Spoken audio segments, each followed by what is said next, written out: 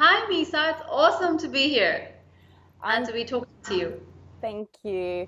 I'm privileged to have Dr. Priya Virmani with us today. She's political and economical analyst and contributor to Guardian and also founder of charity called Paint Our World. Priya, would you please tell us a little bit more about yourself and what you've been up to lately?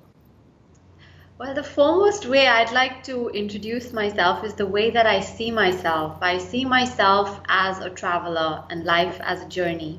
So life for me is not about the big ticket events or destinations, but it's about every day, and it's about how I feel, and about how I feel informs what I do.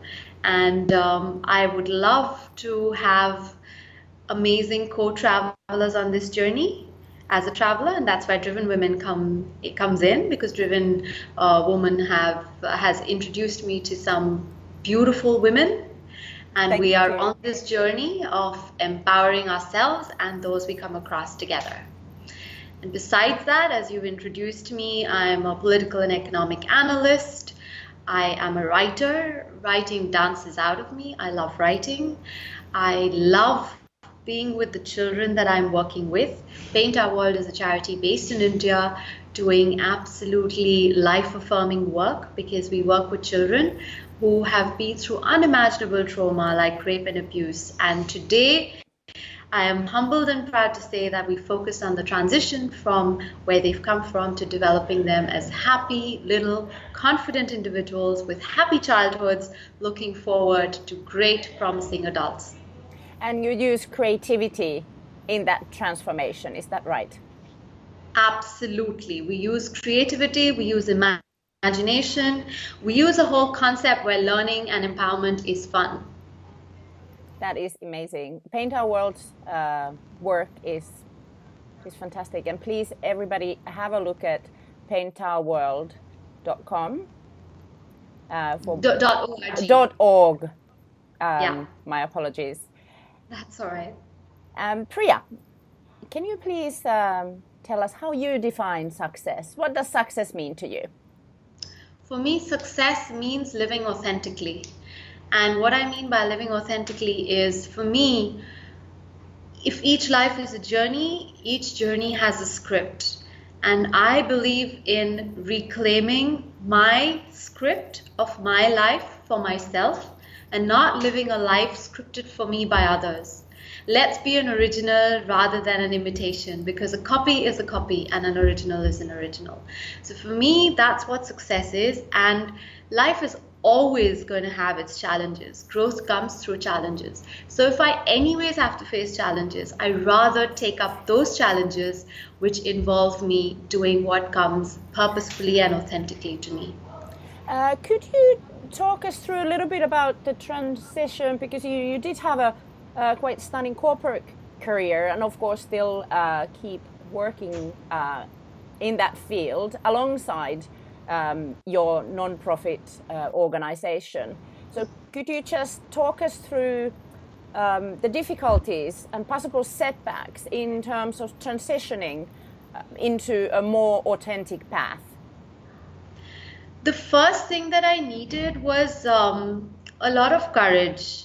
And that's more so if you understand my background, because I was born and brought up in India, where at my age being single is not seen as very positive. And I am, even though I feel I'm married to my work, to life, to joy, to magic, to positivity, in a conventional sense, I'm seen as single, and that's seen as a disability almost in the culture that I grew up in. So that was the very first issue that I had to address, that as a single woman here, I wanted to do something that I really believed in.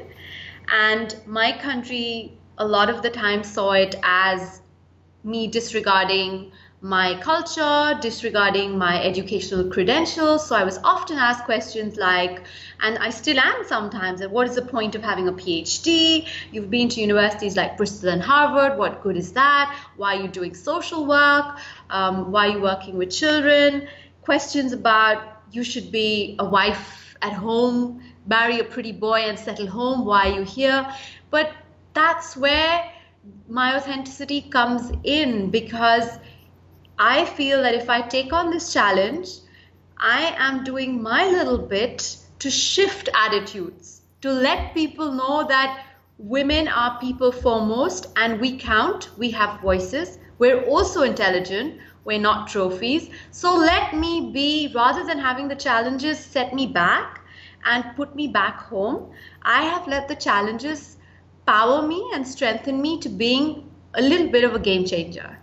And somewhere I quite relish that. And just today I had a lady saying that she feels my path is inspiring for her in some way, and she's about 10 years younger than me. So if I can be a game changer in my little way, that's great. But it does require courage. It does require me counseling myself regularly. And yes, it requires, or rather, I've been fortunate to be surrounded by like-minded women like yourself, Misa, and the other driven women, and we feed off each other, and you feel so much more powerful when you're part of such a community. That is true. And I think it is our responsibility to become more authentic. And your metaphor for the script, so living your own script rather than script written by others, that is very empowering and gives clarity to that change in attitude and authenticity that we can all aim to achieve. So what would be your top tip for somebody who wishes to live more authentic life for themselves? The top tip I would give the others is what I have tried and tested myself and lived by, which is believe in your caterpillar struggle. We all have our own caterpillar struggles.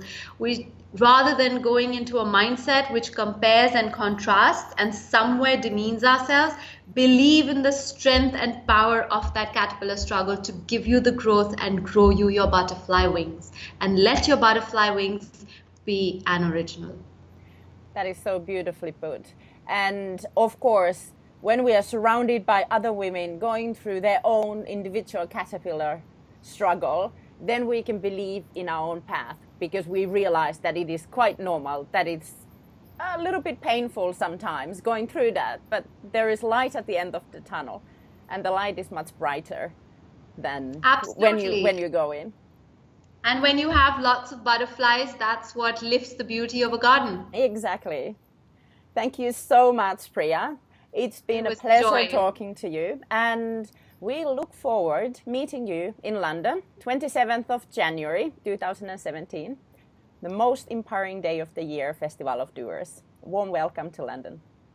Thank you so much, Misa. It was an absolute joy.